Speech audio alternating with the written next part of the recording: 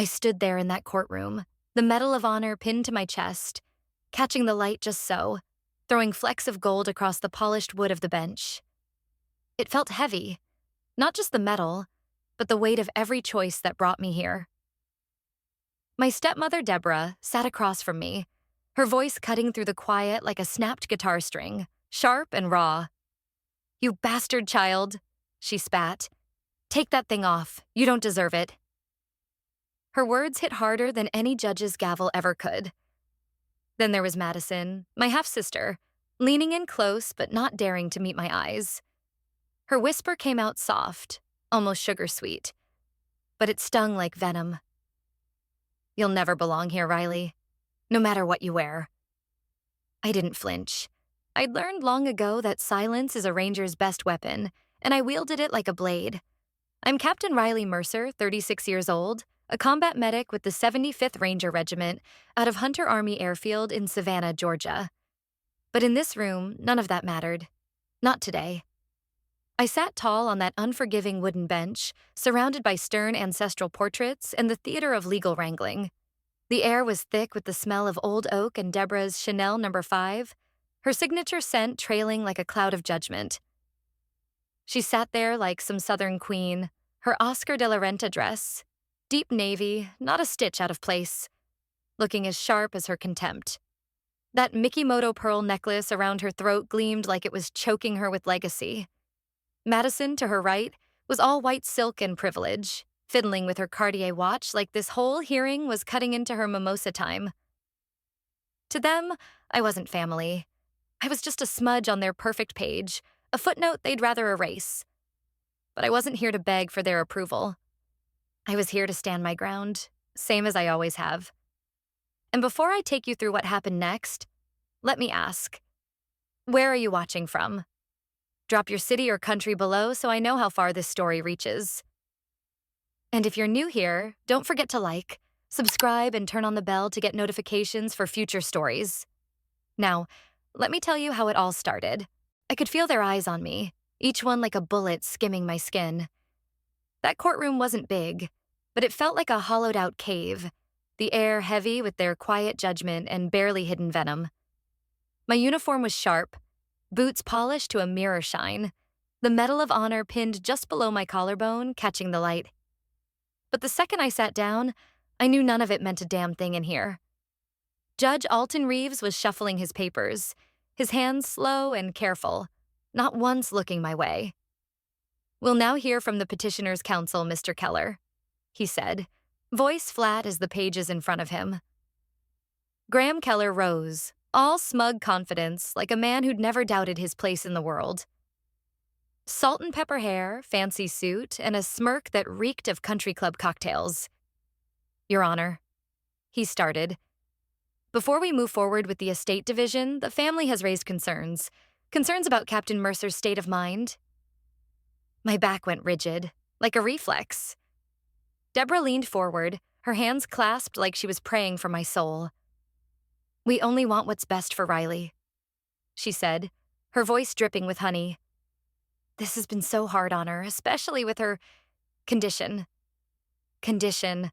That word hung in the air like sour milk. Madison didn't say a word.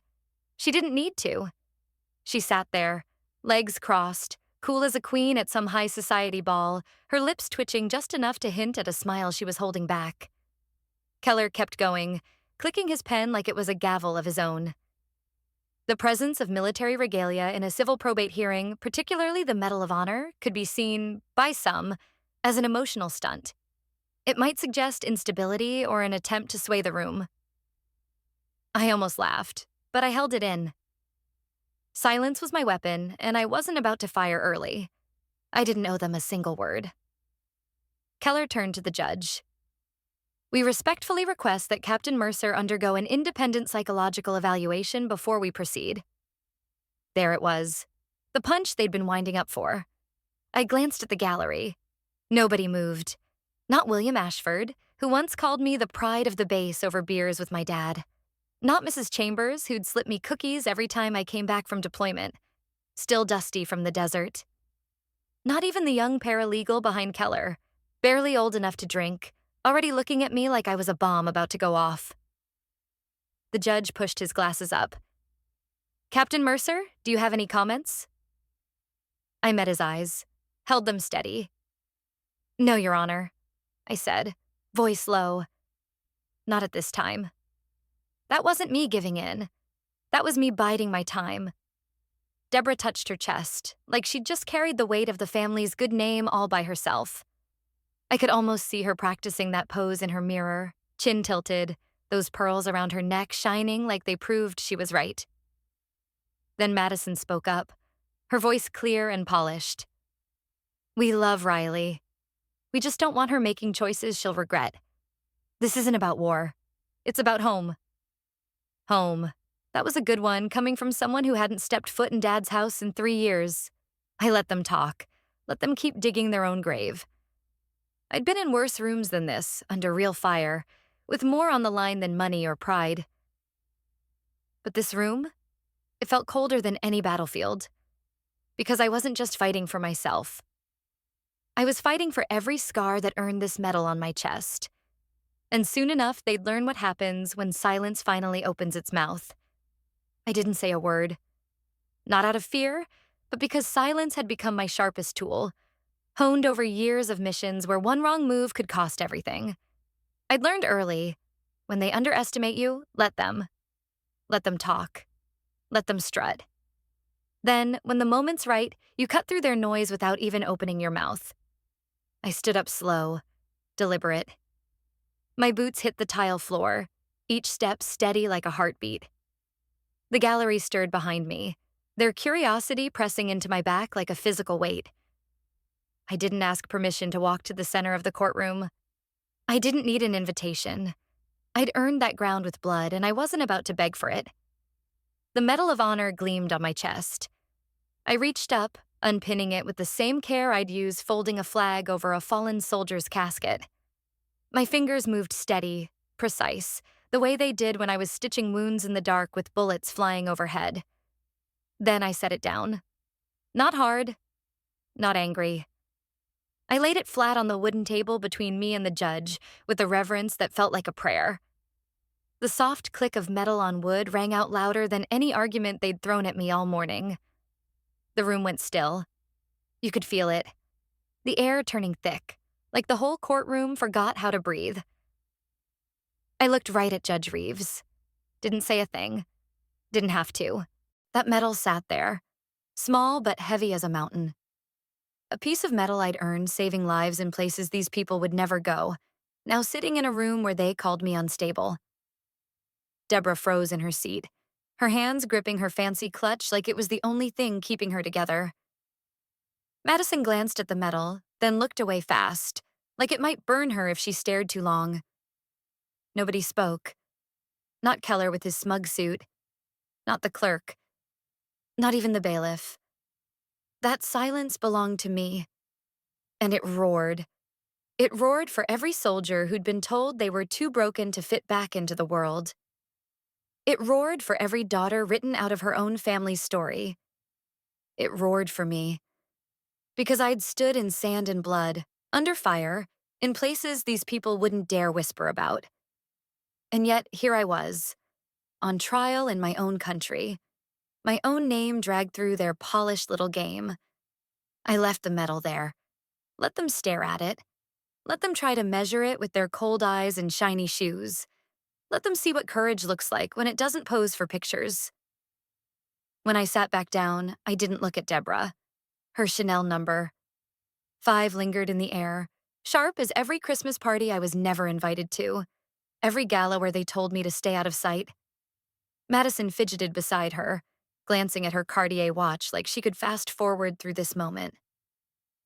I folded my hands in my lap, kept my back straight, my chin up. Let them wonder what I'd do next. Because what they just saw wasn't surrender. It was a warning. Nobody dared touch the medal. It sat there on the courtroom table, shining like a piece of a world they couldn't grasp. And maybe didn't want to. For a split second, I thought Judge Reeves might say something. Anything to show he understood what it meant. But he just cleared his throat and buried his nose in his notes. That silence, it cut deeper than anything Deborah or Madison could throw at me. It wasn't just them anymore. It was the whole room. Folks who'd known me my whole life in Savannah. Folks who'd clapped me on the back when my face hit the front page after that rescue in Kandahar. Now they wouldn't even look at me. Like I was some kind of embarrassment just for standing there, wearing proof I'd survived what they couldn't imagine. Mrs. Langford was in the third row. She used to have all the officers' wives over for her fancy brunches. She caught my eye for half a heartbeat, then turned away, pretending to scroll her phone. Then there was Colonel Jasper, retired now, who'd once told my dad I was born to lead. Today, he sat there like a statue, lips pressed tight, like I'd betrayed him just by showing up. That's when it hit me. This wasn't about the will or the estate or even the medal. This was about wiping me out. Not just from the Mercer family, but from their whole damn story. Like I was a typo they could just erase. Deborah had already started calling Madison our only daughter. Said it right in public, bold as brass. She'd toss around phrases like clean legacy and pure line, like I was some smudge on their polished family crest. This wasn't just about money. It was about their image. Madison, cool and perfect as ever, was the poster child for their dynasty. Corporate law, country clubs, charity galas. She knew how to play their game. Me? I was too loud, too scarred, too real. My blood told stories they didn't want to hear. But I didn't cry. Not there. Not then. When they try to steal your name, you don't break. You sharpen it. You carve it so deep into stone that one day when they pass by, a wall, a plaque, a history book, they'll have to see it. They'll have to remember what they tried to bury. I'd looked at my birth certificate a few weeks before this circus started. My father's name was right there, in bold. Charles Mercer. He was gone now, but he'd once looked me in the eye and called me his daughter. That meant something, even if he turned away in the end, even if secrets piled up between us. I held on to that truth like a soldier tucks a photo inside their helmet. Close, always there, even when everything else is lost. So I sat there, back straight, as the hearing dragged on. Let them whisper. Let them build their walls of Southern charm and scrubbed clean legacy. I was the crack in their perfect picture, and I wasn't about to let them patch me over. I was never Mercer in that house. Not once. Even as a little girl, I kept hoping if I acted just right, smiled bright enough, they'd finally see me. Really see me, but to Deborah, I was always that girl. Sometimes just her. Or worse, the child. Like I was some stranger who'd wandered in and forgot to leave. At school, other kids talked about bedtime stories and Saturday pancakes. Me? I lived in a house where silence screamed louder than the clink of silverware. By 8, I knew that silence wasn't peace. It was punishment. Deborah's voice was smooth as silk but cold as ice. Every word dripped with that polished contempt. "Don't track mud in here," she'd say, eyes glued to her crystal wine glass. "Fix your collar, you look like a mess." Or my favorite, "Why do you eat like that?" Honestly. She never raised her voice. That would have meant she cared. No, she'd mastered the art of erasing me without even trying. My room? The smallest one. A guest room, really, with plain beige walls and a narrow window that barely let in light. When Madison came along, they gutted half the house for her. Big bay window, fancy bookshelves. Her name, Madison Grace Mercer, stitched on her blankets like she was royalty. I'd sit on my creaky twin mattress at night, whispering my own name like a secret promise. Riley Mercer. Riley Mercer. Like saying it enough might make someone else believe it. They didn't. On school forms, Deborah wrote stepdaughter with these big, loopy letters, like she was carving a hex. She never showed up to parent-teacher nights. Not once. Aunt Louise, my dad's sister, would come when she could, always apologizing for things she didn't do. Once, she gave me a leather journal and whispered, "Write it down, baby. Even if nobody reads it, write it down." So I did. Pages of things I couldn't say out loud. Birthdays ignored, cards left unopened, piano recitals played to empty seats. I'll never forget that Thanksgiving when I was 12. Deborah threw this big, fancy dinner. Roast turkey, wine glasses sparkling like diamonds. Every plate had a name card. Charles. Deborah. Madison. Grandmother Thorne. Mine? Just R, I asked, real quiet, if maybe it was a mistake. She smiled, all sugar and thorns. Oh? I thought that was fitting. Don't you like it? Madison snickered behind her napkin. I barely touched my food that night. Folks loved to talk up sisterhood. Matching outfits, secret giggles, late-night whispers in bunk beds. That was never me and Madison. 5 years apart, but it might as well have been a lifetime. She had those golden curls, a laugh like fine china, and a beauty that stopped people in their tracks, even as a kid. Me? I had scuffed knees, a short, scrappy haircut, and a quiet that made grown-ups shift in their seats. At church, they'd pinch her cheeks and say, "This one's going places." Then they'd look at me and mutter, "And she's sweet." Madison knew she was the golden child early on. She didn't have to be mean about it, not outright. Just enough to keep me in my place. When she landed the lead in the Christmas pageant, she smirked and said, "You can be the tree, Riley. Trees don't talk. It fits you." She wasn't wrong. I didn't say much back then. But I heard everything. I heard her whisper to Deborah that I'd swiped her necklace. Never touched it, but that little lie got me grounded for a week. I heard her tell her friends I was just a half-sister, like I was a stain she had to justify. The worst came on my 13th birthday. Madison talked our parents into throwing her an early Sweet 16 garden party. Same day. The backyard was all white tents, twinkling lights, a live band. My cake? A stale red velvet cupcake from the fridge. Later, when I found her and asked why she couldn't even say happy birthday, she tilted her head and said, "I didn't think it mattered." That line carved itself into me right under my ribs, and it's still there. I didn't think it mattered. She never had to work for love. Every glance, every nod came easy to her. Me? I had to scrape for every scrap of attention. Still, she saw me as a threat. When I earned my ROTC scholarship, she told the family I only joined the military because I couldn't get into a real college. Said it over brunch, passing the butter like she was commenting on the weather. For a while, I hoped there was a piece of her that remembered the one time we built a pillow fort and fell asleep inside it, giggling like sisters do. But that Madison was long gone, buried the moment she realized I wouldn't just fade away, no matter how hard she pushed. I was the shadow that wouldn't vanish. And Madison? She was the sun everybody else orbited. I used to think my father's silence meant I was safe. Back when I was little, he was my whole world. He'd call me kiddo, teach me to ride a bike on the gravel path out back, my tires crunching against the stones. I fell once, scraped my knee bloody, and he scooped me up, wiped it clean, and said, "Tough girl, just like your mom." That was the only time I ever heard him say her name out loud. Mom died when I was 4. All I've got left of her is the ghost of a warm hand brushing my hair and a lullaby I can't quite piece together anymore. For a while, it was just me and Dad, and those days felt golden.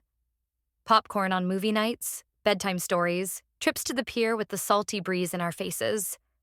I thought nothing could break us.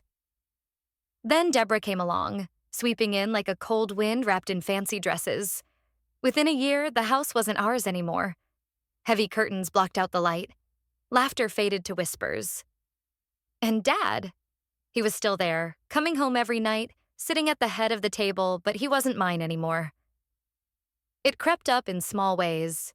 Deborah would call me that girl, and he'd stay quiet. Madison would spin lies about me, and he'd just nod. He missed my piano recital to watch Madison's ballet showcase across town. I kept my mouth shut, thinking if I didn't make waves, he'd come back to me. But he never did. When I got my West Point acceptance letter, I stood in the kitchen, clutching it like it was a medal. He read it, gave a quick smile, and said, "That's Something. Then he folded it, set it down, and walked away. No hug, no pride, just a piece of paper left behind. During my first deployment, I wrote him a letter. Long, messy, spilling everything I couldn't say. How scared I was when we got ambushed one night. How I clung to memories of our bike rides. How I still wore the watch he gave me for my 12th birthday. He never wrote back. Deborah mentioned it once at Christmas, all casual. "Charles got your little letter. He said you sounded tired." Tired. That word stuck to me heavier than any bullet. I wasn't mad, not really. Just numb. I told myself maybe he had no choice. Maybe being a good husband meant being a distant dad. Maybe love was something you had to ration, like land or money. But deep down, I knew. He chose them. Quiet dinners over hard talks, perfect family photos over the messy truth of me. When I came home, chest heavy with ribbons, a bullet scar under my ribs, and stories I couldn't share, he didn't ask. Just looked at me and said, "You've grown into a fine young woman," like I was someone else's kid. I nodded, and that was the last time I called him Dad. From then on, he was just Charles Mercer, patriarch, partner, benefactor. But never again my father. I didn't sign up for the army to serve my country. Not at first. I signed up because I had to get out. Away from Deborah's perfume choking the hallways, Madison's laughter behind locked doors, and that heavy silence that swallowed every word I tried to say. Senior year, college brochures stacked up on my desk, unopened. I had the grades, the test scores, the clubs and sports. But the thought of 4 more years pretending I had a home to go back to made it hard to breathe.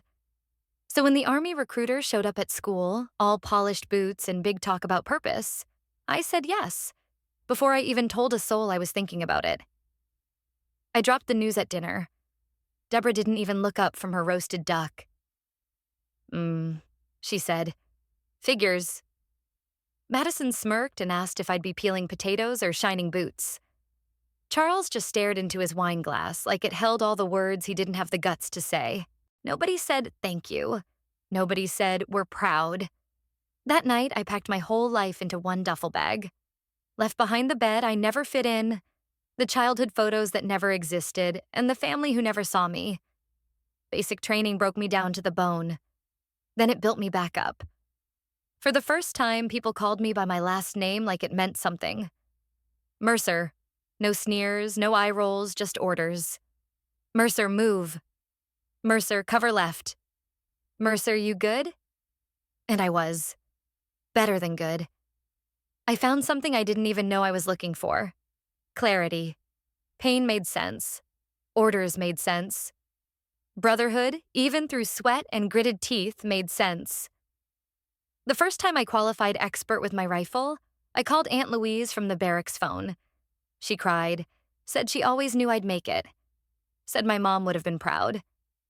It was the first time in years someone said proud and meant it. Over the years, I earned my place the hard way. Combat medic school, jungle training, airborne certification. I went to places most folks only see on maps. Stitched wounds under gunfire, carried bodies through dust and broken glass. Learned courage isn't some loud, showy thing.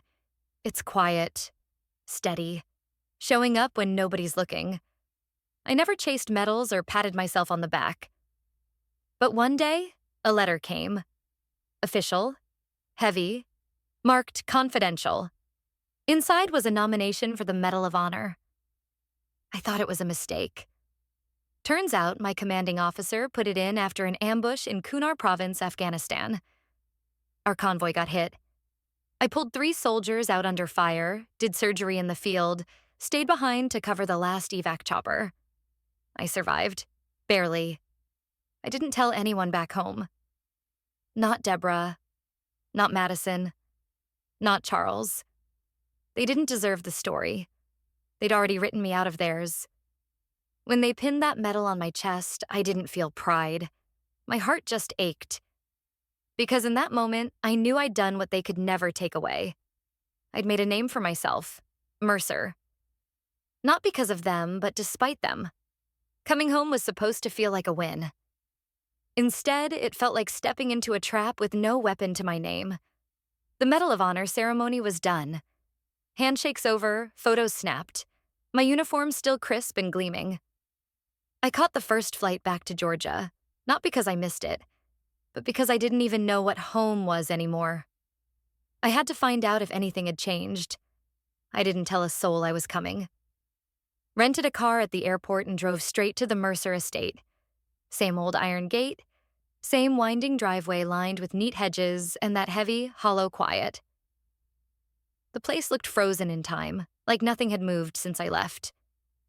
I parked by the garden, got out, and just stood there, staring. Then the front door creaked open. Deborah was there, blouse pressed perfect, pearl earrings matching like always. No gasp, no surprise, just a cold look, like I was a package she didn't sign for. "Oh," she said, "you're back." Not Riley, not welcome home. Just that. I nodded, not sure what I'd hoped for. A hug? A smile? Some small nod to what I'd done? She stepped aside and I walked in. The house smelled like it always did. Lemon polish, lavender candles, and the faint sting of buried secrets. In the hallway, I saw the new family portrait. Charles, Deborah, Madison, all smiling, all perfect. I wasn't in it. They'd filled my spot with empty space. We sat in the parlor, the air so thick with tension I could have chewed it. Madison showed up 10 minutes later, her heels clicking like they were out to judge me. She glanced at the medal on my chest and let out a little scoff. "Didn't know they handed those out like party favors now," she said, voice sharp and bright, like she was tossing out a compliment. I just looked at her, steady, silent. She squirmed but kept going, all smug. "I mean, congrats, obviously. But let's be real, Riley. A medal doesn't fix everything." "Fix what?" I wanted to yell. "Fix your lies? Fix the way you erased me?" But I didn't. I never did. Charles came in next, looking older, worn, but still polished, still the man in charge. He shook my hand, firm, polite, like I was some colleague at a meeting. No tears, no pride, just a tight smile and a nod. "You look strong," he said. I had the Medal of Honor pinned to my chest, and that's all he could say. Strong. I stayed for dinner out of some old habit of being polite. It was quiet, just silverware clinking on plates. Nobody asked about my deployment. Nobody asked what it was like to be honored by the president. Nobody asked if I was okay. They talked about Madison's big promotion, Deborah's fancy charity gala, Charles's golf trip. I might as well have been a ghost. After dessert, I got up to leave. Nobody tried to stop me. As I reached the door, Deborah called out, "Try not to draw more attention to yourself, Riley." You know how people talk. I stopped dead. The medal caught the chandelier's light, glinting bright. For the first time in years, I almost unpinned it. Not because I was ashamed, but because it hit me. They'd never see me. Not as a hero. Not even as family. To them, I was still that quiet girl with the wrong blood and the wrong seat at the table. So I walked out. And I didn't look back. I didn't expect a parade or a warm welcome. I didn't even expect them to care. But I thought, just maybe, someone in that family might pick up the phone. After that stiff, silent dinner, I went back to my little apartment near the base. It wasn't much. A one-bedroom with cracked walls and thrift store furniture. But it was mine. No ghosts lurking in the corners, no judgments hanging in the air, no perfume stinging my nose to remind me I didn't belong. I sank onto my worn-out sofa and stared at my phone, tapped Charles's name first. Voicemail. "Hi, it's me, Riley. Just wanted to talk. No pressure. Hope you're doing okay." I waited. Days passed. No call back. I tried again. Voicemail. Didn't leave a message this time.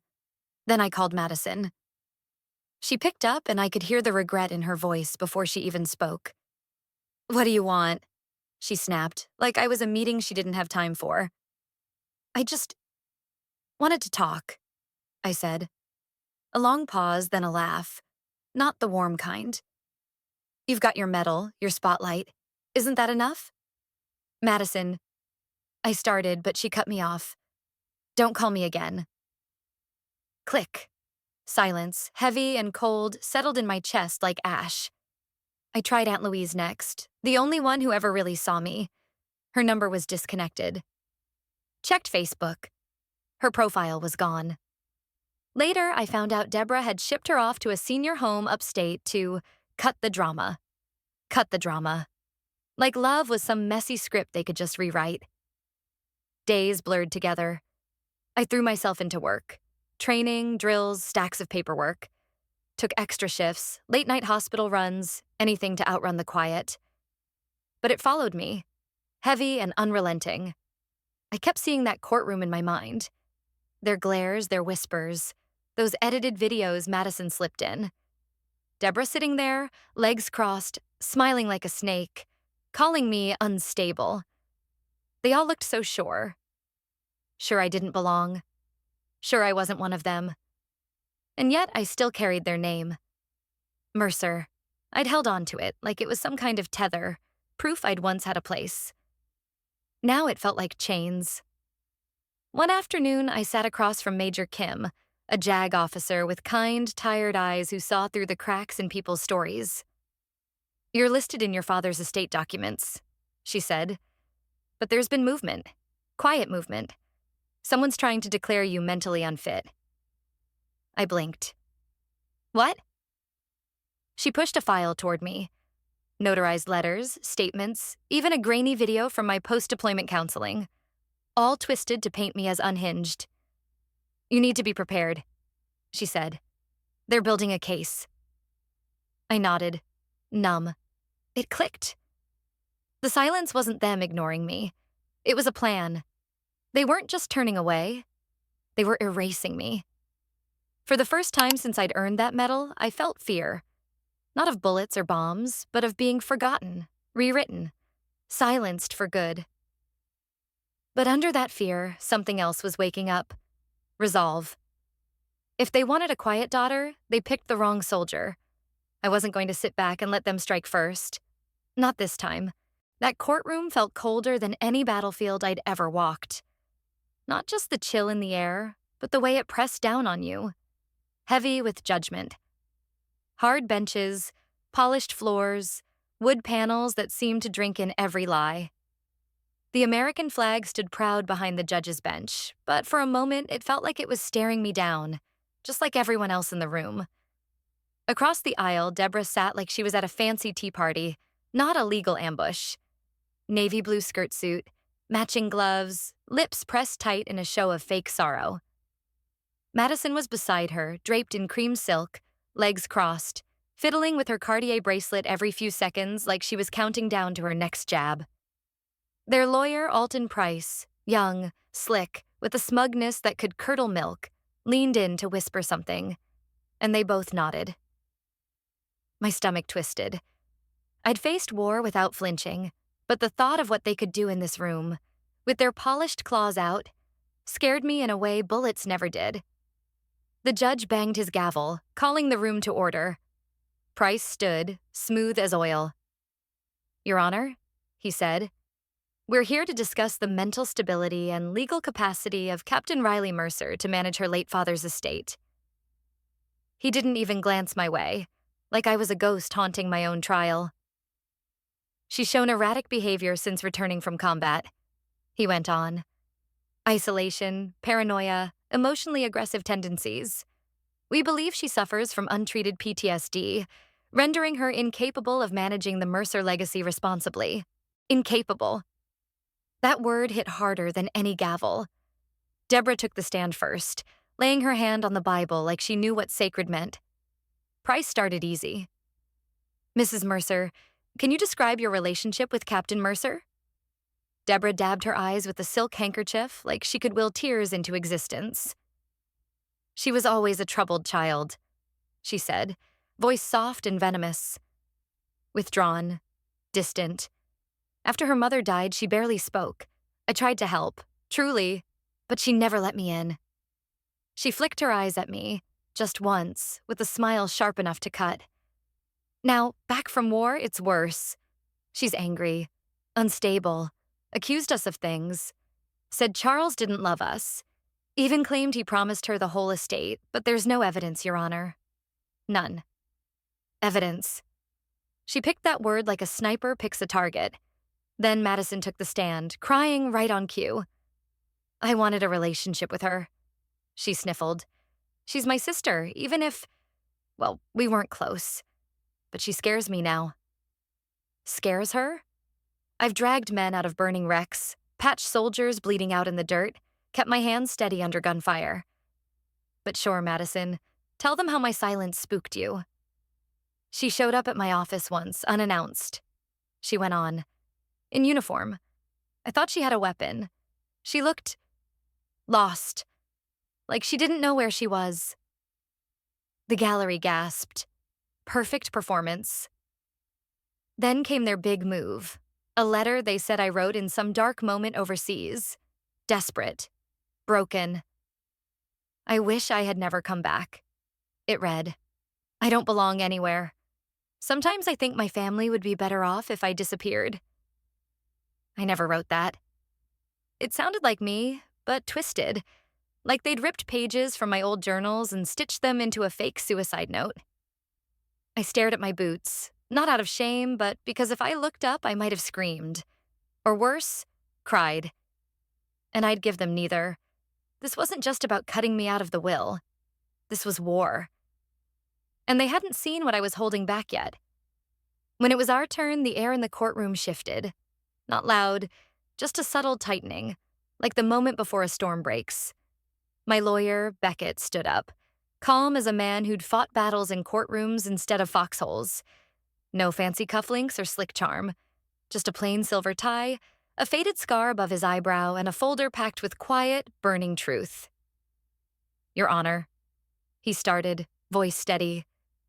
I won't waste your time with theatrics. Let's talk about truth. He turned just enough to face Deborah and Madison. You've heard a nice little story today, the kind you'd read in some Southern courtroom drama. But a story without proof is just fiction, and I'm here to show you the difference. He nodded to the clerk, who handed out sealed files to the judge on the other side. Exhibit A, a psychological evaluation from the U.S. Army Behavioral Health Division, signed 3 months ago. Captain Mercer is sound of mind, no history of psychosis, cleared for active duty after deployment. Her commanding officer calls her disciplined, emotionally resilient, and exceptional under pressure. He paused, letting those words sink in like rain on dry ground. Exhibit B, 2 sworn affidavits from medics she trained. One credits Captain Mercer with saving 6 lives in a single firefight in Syria, under heavy fire. Madison shifted in her seat, uneasy. Deborah's lips tightened, still playing the poised matriarch, but I could see the cracks in her mask. Now, about that letter they showed you? Beckett said, tapping the desk once, sharp. We had it forensically analyzed. The paper matches a journal Captain Mercer lost on a mission 7 years ago, one that somehow ended up in Deborah's hands last month. The ink shows tampering. Whole paragraphs added later with different pressure patterns. The room stirred, whispers rippling through the gallery. Exhibit C, an email chain between Madison Thorne and a private investigator. She asked for help to build a case to discredit her half-sister, calling Captain Mercer a PR liability. Gasps broke out, real and raw. Madison opened her mouth to protest, but Beckett didn't let her get a word in. I'm not done. He unfolded one last document, slow and deliberate, then read aloud. Voice message transcript, dated 4 weeks ago. Quote, she's not mentally unstable, she's just inconvenient, and I'm not letting her walk away with everything. End quote. Caller, Madison Thorne. Recipient, a former legal consultant now cooperating with us. The judge's eyebrow arched.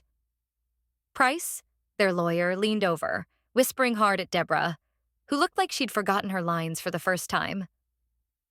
Captain Mercer, Beckett said, turning to me. Do you have anything to say? I stood, back straight, boots firm on the floor. "I've served my country for over 15 years," I said, voice clear. "I've held the hands of dying soldiers, walked into fire for strangers. The first time I ever feared for my dignity, my legacy, wasn't in uniform. It was in this room." I didn't waver. "I'm not here for their love. I'm here to keep my name." I sat down. In that moment, I wasn't the daughter they tried to erase. I was a soldier holding my ground. Beckett let the room settle, the silence heavy and expectant before he dropped the final piece. "Your Honor," he said, voice quieter now, deliberate. "One last piece of evidence. A sealed letter, notarized, authenticated, dated 10 days before Charles Mercer's passing." He held up a worn envelope, edges softened by time but still intact, a red wax seal pressed with my father's insignia ring. I stopped breathing. All those years I'd told myself he'd let me go, that he'd made peace with pushing me out, that his silence was his choice, cold and final. But that letter, it changed everything. The judge motioned for the bailiff who carried it to the bench. She broke the seal, read in silence, her eyes moving over the page. Then she looked up, glasses glinting, and said, "With the court's permission, I'll read this into the record." No objections. And then my father's words came back, written in his hand, late but right on time. "To whom it may concern, if this letter is being read, I'm no longer here. And if anyone is challenging my will or my daughter's inheritance, I need to set things straight. Riley Mercer is my daughter, my only child by blood. I failed her more times than I can count. Fear, pride, and the grief of losing her mother made me a coward. But I watched her, quietly, from a distance. I saw her rise. I saw her walk into combat when others turned back. I saw her turn down medals she earned because she said, 'This isn't about me.' I saw her carry the Mercer name higher than I ever could. For the record, I nominated her for the Medal of Honor. I fought the board when they tried to deny it. If anyone deserves the Mercer name, the Mercer legacy, it's her. She's more than worthy. She's my redemption." Signed, Charles Everett Mercer. The room went still, like the air itself was holding its breath. Deborah's mouth opened, then snapped shut, her shoulders sagging just enough to show her mask cracking. Madison blinked, dazed, like the words hadn't sunk in. But I felt everyone, sharp and clear. My knees shook under the table, but I kept my face steady. I didn't cry. I didn't speak, because my father finally had. He'd seen me, named me. Not in secret, not out of guilt, but in ink, signed and sealed for the world to know. He'd fought for my honor, quietly, behind the scenes. And now, when I needed him most, he'd reached out from beyond to say what he never could in life. I was his daughter. I belonged. The judge cleared her throat, eyes on Deborah. "Mrs. Mercer, do you have anything to say?" Deborah opened her mouth, but no words came. No script, no plan, just silence. Her pearls didn't shine anymore. They just looked heavy, like they were strangling her. Beckett leaned close. "Game over," he whispered. But it wasn't a game. It was a reckoning. For the first time in that courtroom, I wasn't fighting to prove myself. I'd already won. The last day of the hearing was quieter than I'd imagined. No shouting, no theatrics. Just the steady tick of a clock and the rustle of papers. But I felt it. The shift in the room, like the tide turning. Deborah wouldn't look at me anymore.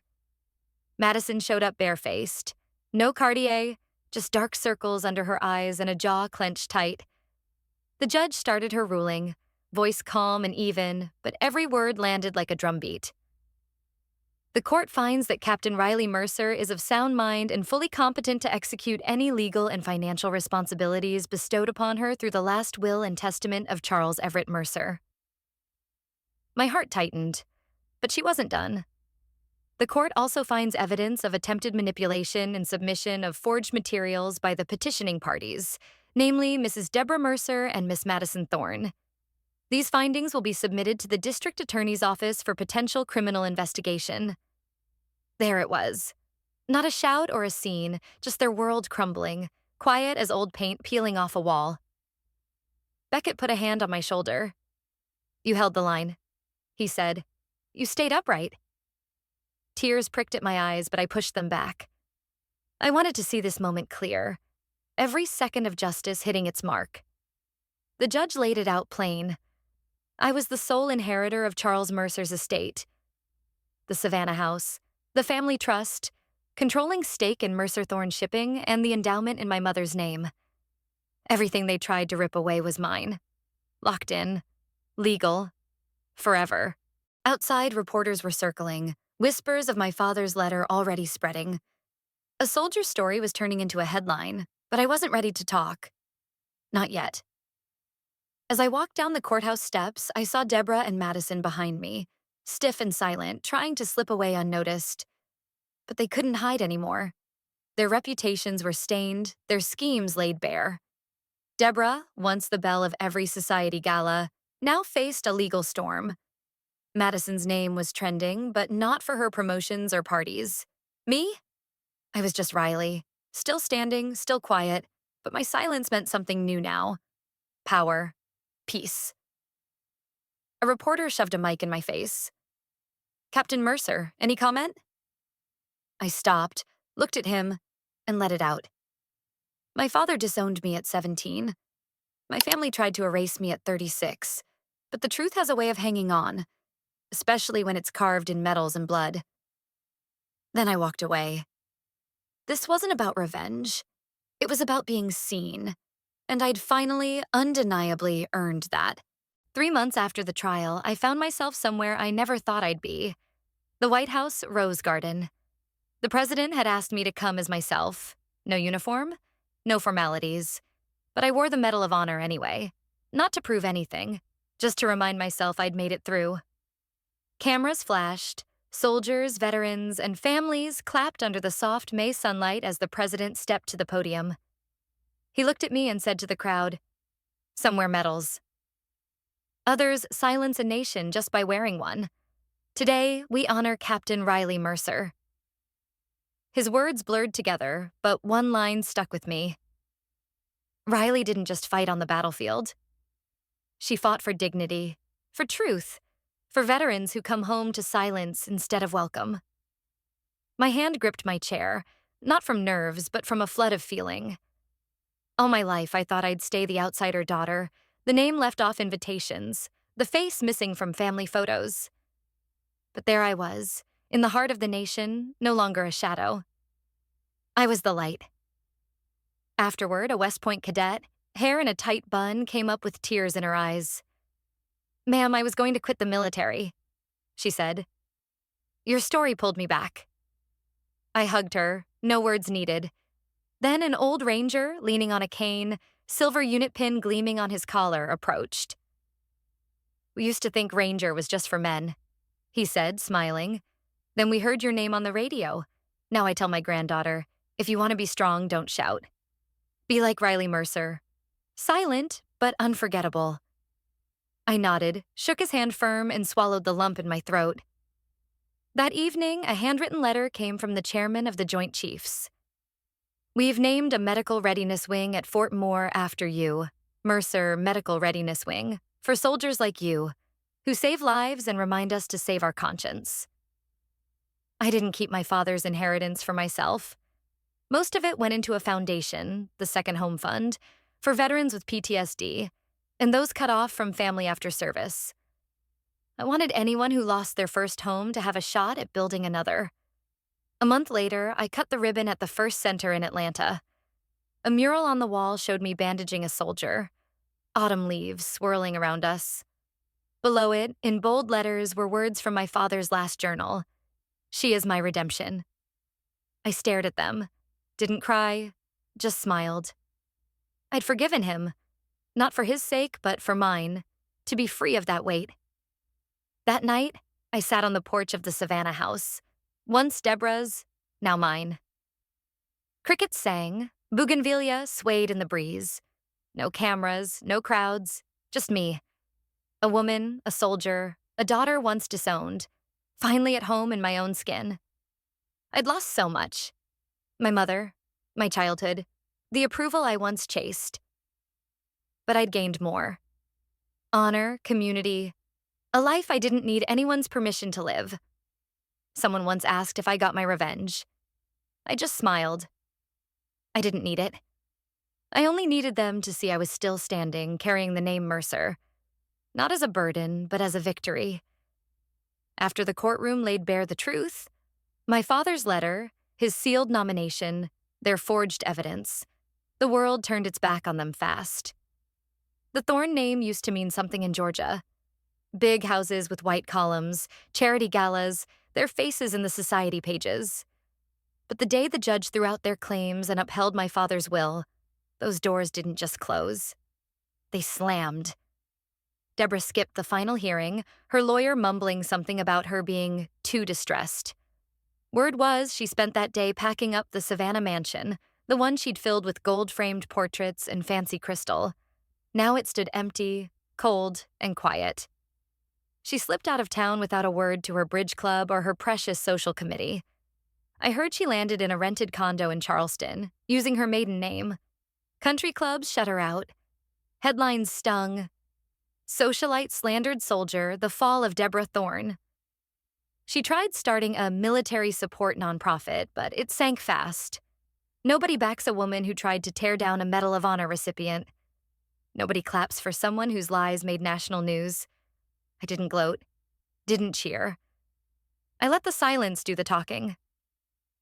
Madison, my half-sister who once sneered, "You'll never belong," couldn't get a law firm to touch her.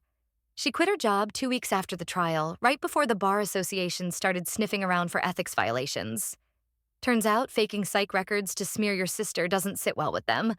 I saw her once, months later, at a quiet bookstore cafe in Atlanta after a talk I gave on military ethics. She was alone. No makeup, hoodie up, eyes locked on her laptop. Our eyes met. She froze, then shut her laptop, slipped out the side door.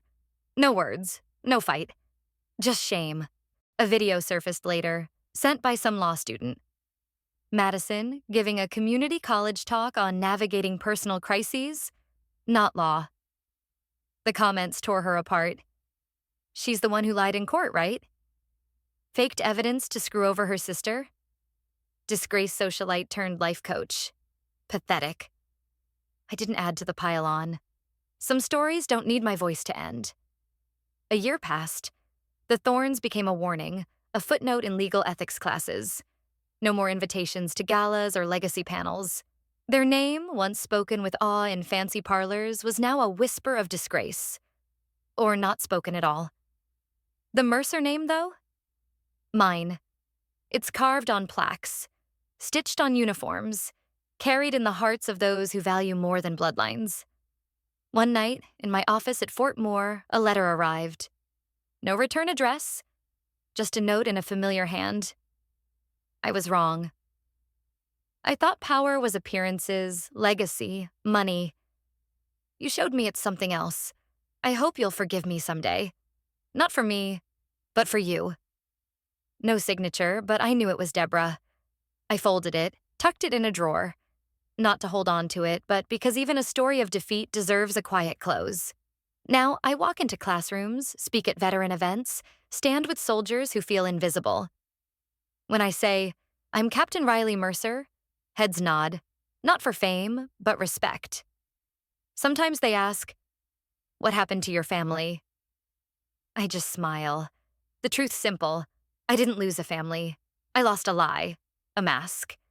And I gained a life that's mine. So, if anyone's ever told you you're too much, too different, too broken, or not enough, listen.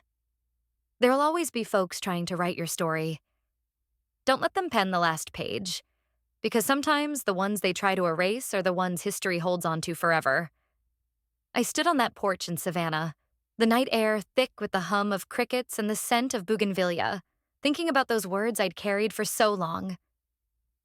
If you've ever been told you're too much, too different, too loud, too broken, or just not enough, hold on to this. There'll always be people trying to write your story for you. Don't let them touch the last page. Because sometimes the ones they try to erase are the ones history keeps. I'm Captain Riley Mercer, and this is my story. Not the one they tried to tell, but the one I lived. From a girl silenced in her own home to a soldier who found her voice in the fire, I took my name back. And you can too. If this hit you, drop a comment and tell me where you're at. Your city, your country, wherever you're hearing this. Share it if it moved you. And if you want more stories like mine, ones about fighting for your truth, give a nod to Hidden Family Revenge Stories. Hit that like, subscribe, and ring the bell so you don't miss the next chapter. Thank you for listening. Your story matters, and it's never too late to claim it.